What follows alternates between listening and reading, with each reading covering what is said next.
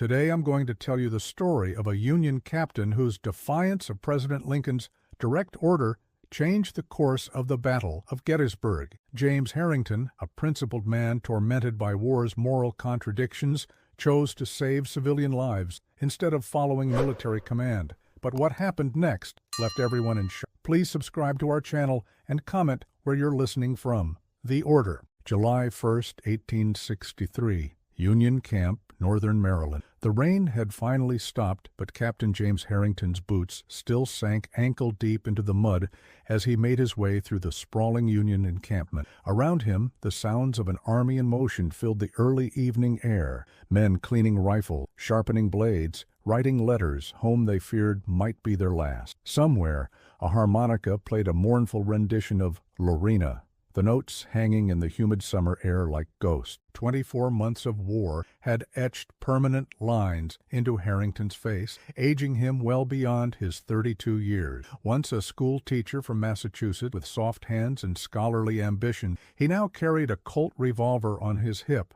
and the weight of 43 men's lives on his shoulder. Captain, a young courier, no more than 16, came splashing through the mud.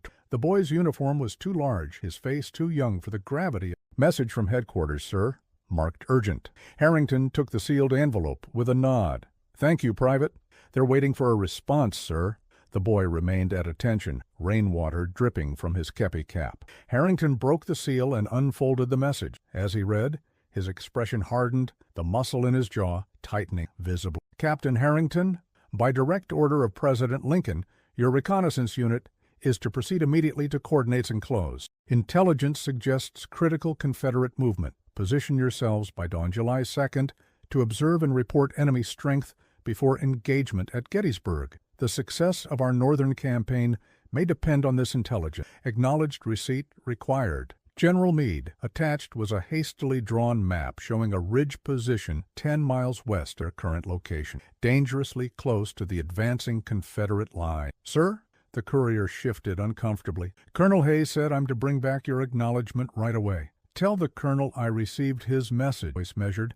"I'll report to headquarters within the hour." As the boy hurried away, Harrington tucked the message into his pocket and changed direction, heading toward the edge of camp where his men had pitched their tents apart from the main force. The 8th Reconnaissance Company, Harrington's Ghosts as they'd been nicknamed, specialized in operating behind enemy lines, gathering intelligence too dangerous for regular scouts to obtain. Lieutenant Michael Sullivan, his second in command, looked up from cleaning his rifle as Harrington approached their fire. Sullivan had been with him since Bull Run, one of the few survivors of the original company. "Orders?" Sullivan asked simply, reading Harrington's. "Lincoln wants us at Gettysburg by dawn." Harrington kept his voice low. "Special observation. We'll need to move out within the hour." Sullivan nodded. No questions asked. That was the way of things between them now, an understanding built on shared horrors and mutual trust. "I'll get the men ready." "Mike," Harrington said, stopping him, "we'll need to pass through Thornfield." Sullivan's face darkened. "Thornfield? That's right in the path of hills." "What? Civilians still there?" Last report said mostly women, children, elderly. They refused evacuation. Sullivan swore under. "They'll be caught in the middle when the Rebs come through." Harrington unfolded his own map, more detailed than the one from headquarters. He traced a route with his finger. "If we divert here, we could reach them by midnight, help them evacuate east, and miss our position at Gettysburg by dawn," Sullivan finished. The weight of the decision pressed down on Harrington's shoulders. Direct orders from Lincoln himself. The intelligence they were meant to gather could save hundreds, perhaps thousands of Union lives if it helped Meade position his forces correctly. But those civilians in Thornfield, flesh and blood people with names and faces, would almost certainly perish if caught between the armies. "What would Professor Harrington do?" Sullivan asked quietly, invoking the man Harrington had been before the war, the moral philosopher who'd taught ethics to young men who now lay in graves across Virginia and Maryland. "He'd say one injustice doesn't justify another," Harrington replied, his voice hollow. "He'd quote Kant about people being ends in themselves, never means to an end." And what does Captain Harrington say? Before he could answer, a commotion at the edge of their camp drew their attention. A wagon had arrived, bearing the broken bodies of men from another regiment who'd encountered Confederate cavalry. The groans of the wounded cut through the evening air as medical orderly. Among them, Harrington recognized the blood-soaked uniform of a young sergeant who'd shared coffee with. The boy, for that's what he was, barely 20, had spoken excitedly about his plans to study law after the war. The girl waiting for him in Philadelphia. Now he lay motionless, his future erased. "Captain?" One of Harrington's men approached, hesitant. "Headquarters sent a runner, Colonel Hayes, for your acknowledgment of the orders." Harrington stared at remembering another body, his younger brother William, lost at Bull Run in the war's early. He'd joined up full of patriotic fervor, certain the rebellion would be crushed in months. His last letter had spoken of glory and duty. There had been no glory in how they'd found him. "Captain," the soldier, "what should I tell them?" Harrington turned, his decision crystal with sudden clarity. "Tell them I received the orders," his voice, "and tell Colonel Hayes to inform the President that I'm not coming. Not until those people in Thornfield are safe." A stunned silence fell over the men within earshot. Even Sullivan looked shocked. "Sir," he said carefully, that's disobeying a direct order from Lincoln himself." "I'm aware of what it is, Lieutenant Harrington. They'll court-martial, possibly execute you for insubordination during wartime." "Probably," Harrington agreed. He turned to address the gathering circle. "This is my decision alone. I won't order any of you to follow me. Those who choose to obey the original orders will face no repercussion. I'll take full responsibility." The men exchanged glances. Decades of military discipline warring with the trust they'd built in their captive 2 years' warfare. "What exactly are you planning?" Corporal Dennison, scout. "We evacuate Thornfield tonight, get those civilians to safety behind Union line. Then we make a forced march to reach our observation." Harrington traced the route on his map. "It's possible, just barely, if we don't rest." "And if we don't make it in time?" someone asked. "Then I hang," said simply, "but at least not for watching civilians die when we could have saved them." For a long moment, no one. Then Sullivan straightened, returning his ramrod to his rifle. "Well, I always did want to see Thornfield. Heard they have a nice church." One by one, the other men nodded their agreement. No grand speeches, no dramatic declaration, just the quiet solidarity of men who had seen enough death to know when life must take precedent over order. "Send the runner back," Harrington told the waiting soldier. Exact words. "Tell Lincoln I'm not coming. Then have the men ready to move in 20 minutes. Light packs, double ammunition." As the camp erupted into activity, Sullivan moved closer to Harrington. "You know what you're doing, James? Really?" Harrington watched the medical orderlies carry away the dead sergeant, another young life sacrificed to the grinding machinery of war. "For the first time in months," he said quietly, "I think I do." The rain began again as darkness fell, a steady drizzle that would cover the sounds of their movement. Somewhere to the northwest, tens of thousands of Confederate soldiers were converging toward a small Pennsylvania town called Gettysburg, where history waited to be written in blood. Harrington checked his pocket watch. They had 12 hours to save the people of Thornfield and still reach their assigned position. It would take a miracle or a tragedy to accomplish both. "Mount up," he ordered, swinging into his saddle. "We ride north." Thornfield. July 1st, 1863, late evening Thornfield appeared through the misty rain like a ghost town. Once a prosperous farming community, now it stood as a silent witness to a nation tearing itself apart. The squad approached cautiously, hooves muffled by the mud and the steady patter of raindrops. "Looks deserted," rifle ready across his saddle. Harrington knew better. 2 years of war had taught him that appearances were often deceptive. "They're hiding, watching us." He raised his hand, signaling the men to halt at the edge of the town square. The modest church steeple loomed against the darkening sky, and shuttered windows stared back like suspicious. "Dennison Peters," Harrington ordered quietly. "Circle around. Make sure we don't have any Confederate scouts watching the town." As the two men peeled away into the gloom, Harrington dismounted and handed his reins to Sullivan. He walked slowly into the square, hands deliberately visible, stopping in the center. "My name is Captain James Harrington, 8th Reconnaissance Company, Union Army," he called out, his voice carrying in the damp evening air. "We're not here to requisition supplies or draft men. We've come to warn you. Confederate forces are moving this way. By midday tomorrow, this town will be a battlefield." For several long moments, nothing moved. Then The door of the church creaked open, and an elderly man with a white beard stepped out, shotgun in hand, but pointed at the ground. "Reverend Thomas Miller," the man introduced himself.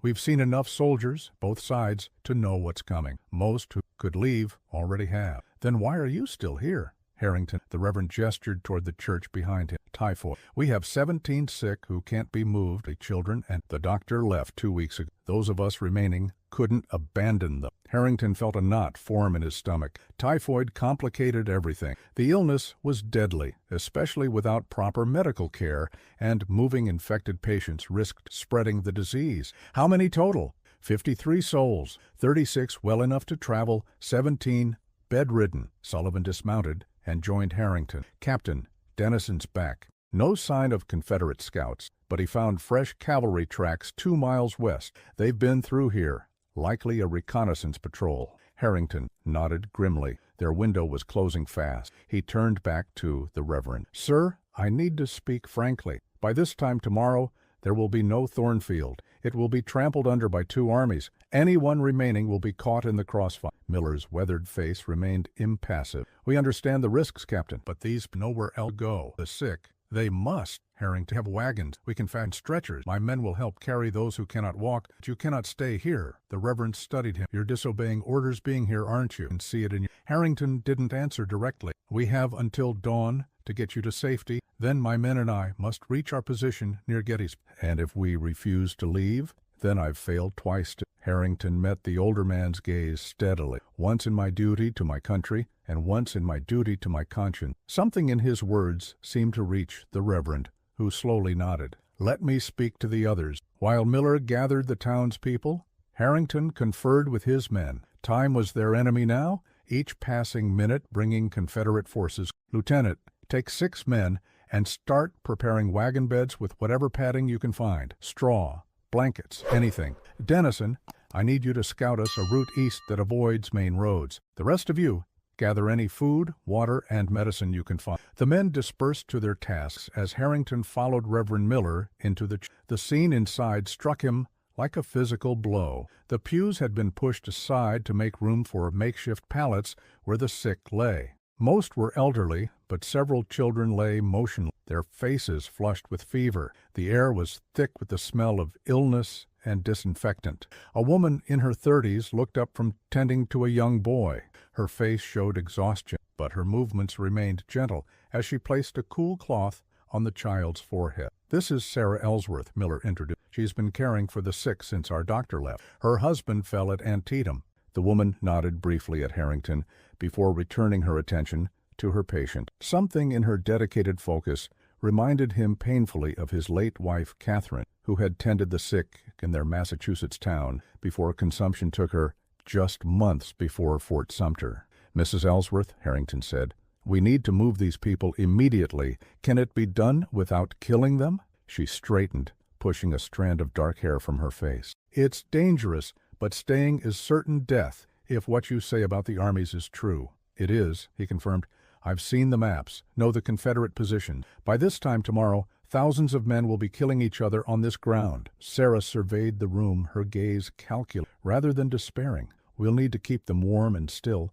The jostling of wagons could worsen their condition. My men are preparing transportation now," Harrington assured her. "What else do you need?" For the first time, she looked directly at him, her blue eyes sharp with intelligence. "Time, Captain, which you've already said we don't have." Outside, the activity had intensified. Harrington's men were working alongside townspeople, loading essentials into wagons, fashioning stretchers, doors. Sullivan approached with a grim expression. "Captain, we've got another problem." Dennison found tracks of a larger force. Confederate infantry, likely an advance guard for Hills. "There may be 2 hours behind us." Harrington glanced at the sky. Midnight was approaching, and they'd need at least 3 hours to evacuate everyone, especially the sick. That would leave them barely enough time to reach their observation post by dawn, assuming everything went perfectly, and in war, nothing ever did. "Double the men on preparation," he ordered. "We move out in 30 minutes, ready or not." As Sullivan hurried away, Sarah Ellsworth emerged from the church, a medical bag clutched in her hand. "Captain," she called,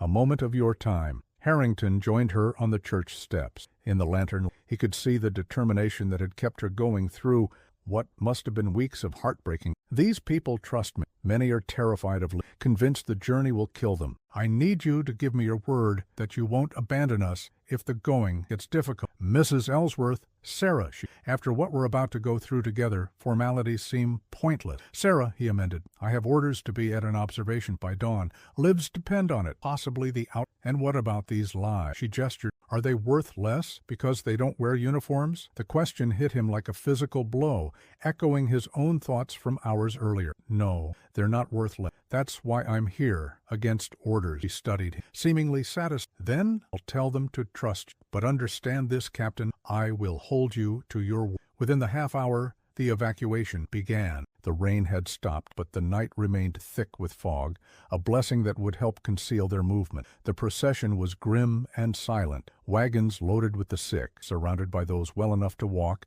with Harrington's men positioned at front, rear, and flanks. As they left Thornfield behind, Harrington found himself riding beside Sarah's wagon. She sat at the driver's bench, reins held competently in hands that showed the calluses of someone unaccustomed to such before the war. You were a nurse before? He asked. She shook her head. A teacher, like yourself. Harrington looked at her with surprise. Reverend Miller mentioned you taught school before the war, explained. I recognize the way you give instruction. Clear, precise, expecting to be understood the first. Despite everything, Harrington found himself smiling. And you?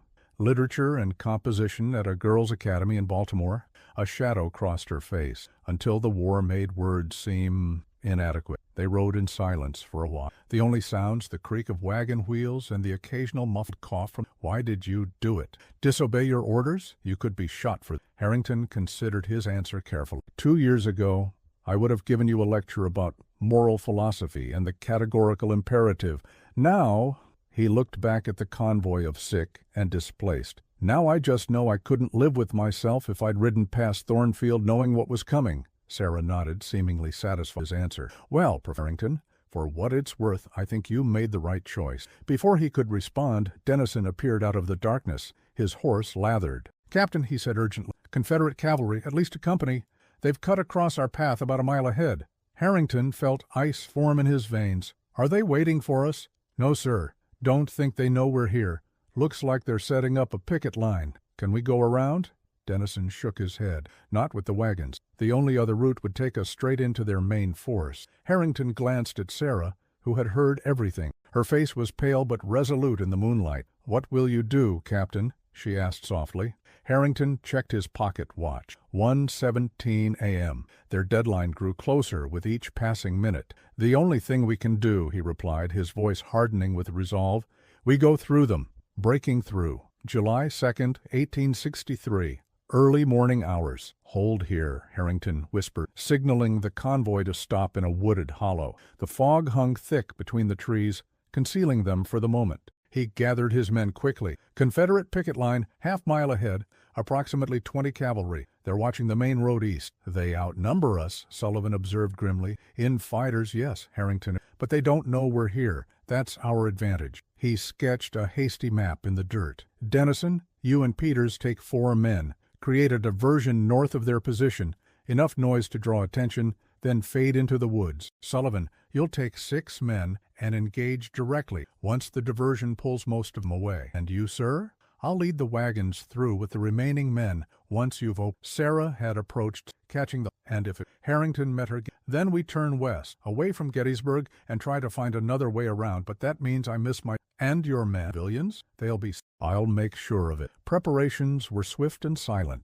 Harrington moved among the wagons, ensuring blankets were wrapped around the wheels to muffle sound, checking on the patients, speaking quiet words of reassurance to the frightened civilian. He found Sarah administering medicine, a feverish child. How is he? Holding on, replied not look. The movement isn't helping, but he's stronger than he looks. Harrington knelt beside her, like his caretaker. That earned him a brief smile. We'll be ready to move on your signal, Captain.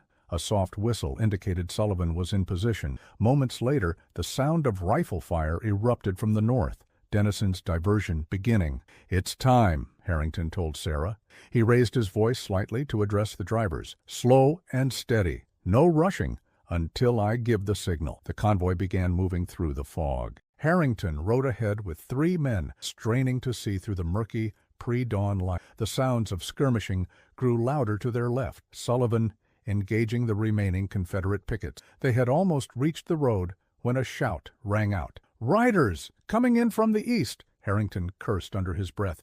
Reinforcements? Or perhaps a patrol returning to the picket line? Either way, their plan was compromised. "Get the wagons moving now," he ordered, drawing his full speed. The quiet procession transformed instantly into a chaotic dash. Wagons lurched forward, wheels splashing through mud, patients crying out as they were jostled. Harrington and his men formed a protective line between the convoy and the approaching riders. The first Confederate horseman emerged from the fog, eyes widening at the unexpected sight of Union soldiers. Harrington fired, striking the man in the shoulder. More riders appeared behind him. "Keep moving!" Harrington shouted to the wagons. "Don't stop for anything!" Sullivan and his men appeared from the left flank, providing covering fire as the wagons rushed past. The air filled with gunfire and shouts. Harrington saw Sarah's wagon in the lead, her face set with determination as she urged the horses. A Confederate rider charged toward her, saber raised. Harrington spurred his horse,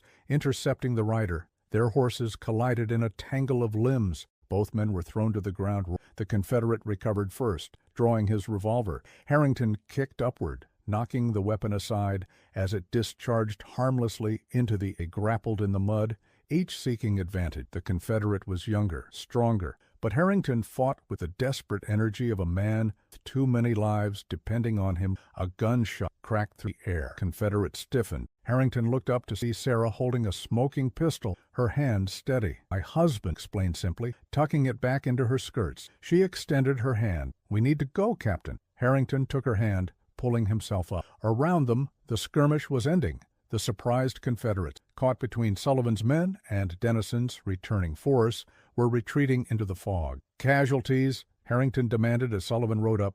"2 wounded, none dead." Wilson took a ball in the arm, Jackson a saber cut to the leg, nothing life-threatening. And the civilians? All wagons through, no losses. Harrington checked his watch, 3:12 a.m. The delay had cost them precious time. He looked eastward, where the first faint lightening of the sky warned of approaching dawn. "We need to move faster." "How far to the Union lines?" 4 miles. "Then another 12 to our observation post." Impossible odds. But Harrington had stopped counting impossibilities months ago. "Get the wounded in the wagons. We keep moving."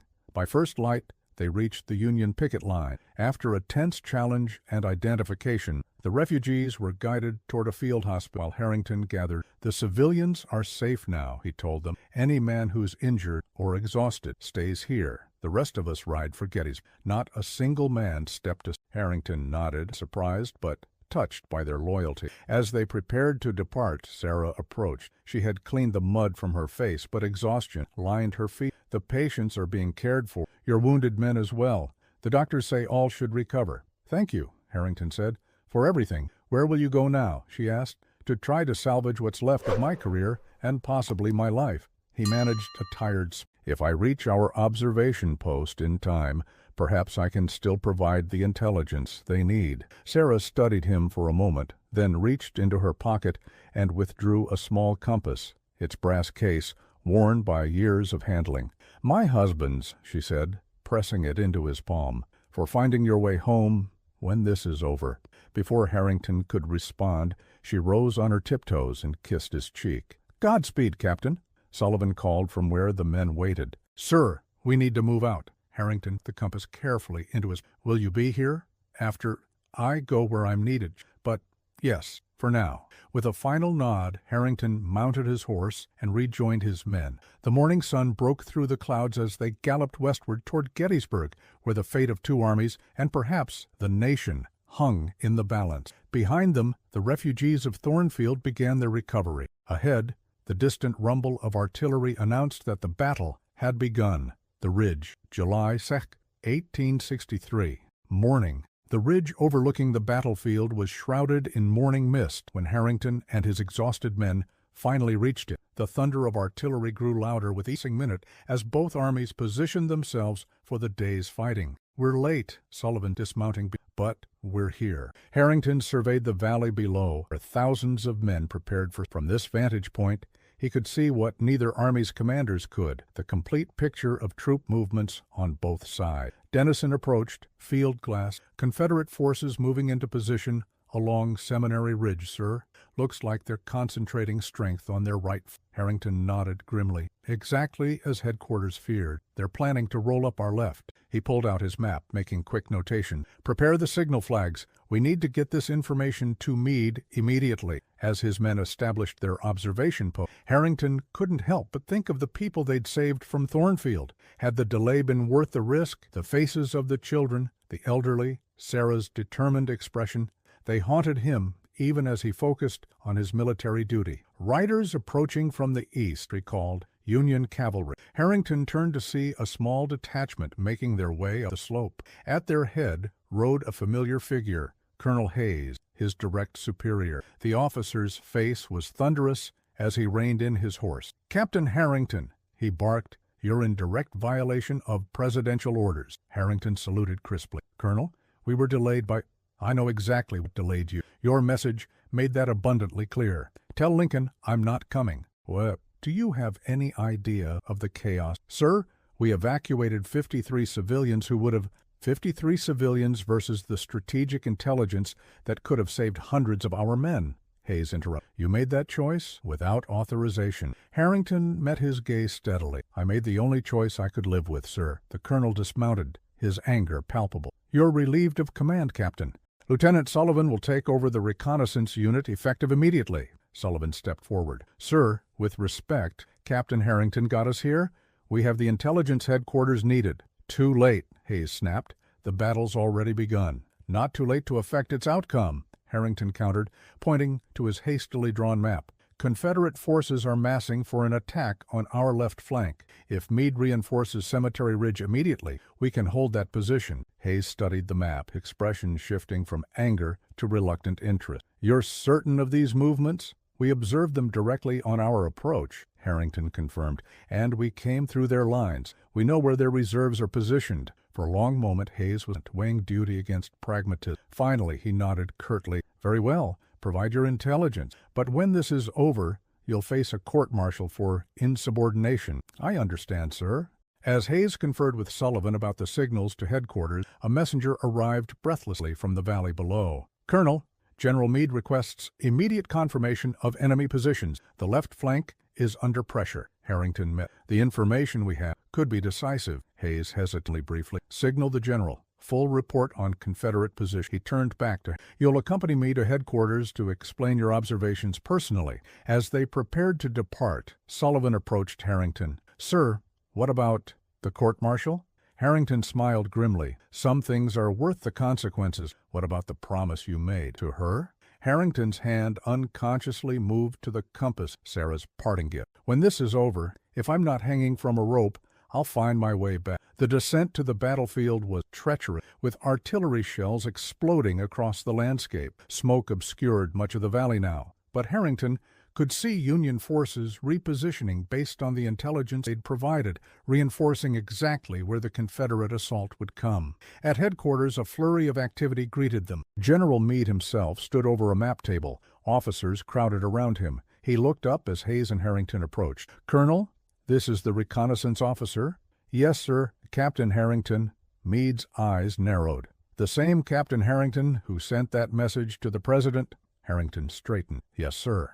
To his surprise, Meade's stern expression softened slightly. "Explain what you observed, Captain. Every detail." For the next 20 minutes, Harrington outlined Confederate troop strengths, artillery placements, everything his team had seen on their approach. Meade listened intently, occasionally asking sharp questions that Harrington answered with precision. When he finished, Meade turned to his officer. "Gentlemen, adjust our defensive positions accordingly." He looked back at, "Your intelligence confirms what suspected, but couldn't verify. It may well save this." "Thank you, sir." Meade studied him. "You're aware you'll face disciplinary action for your disobedience?" "I am, sir." The general nodded thoughtfully. "Colonel Hayes, I'm requisitioning Captain Harrington for the remainder of this engagement. His first-hand observations may prove valuable as the battle develops." Hayes looked surprised but nodded. "Of course."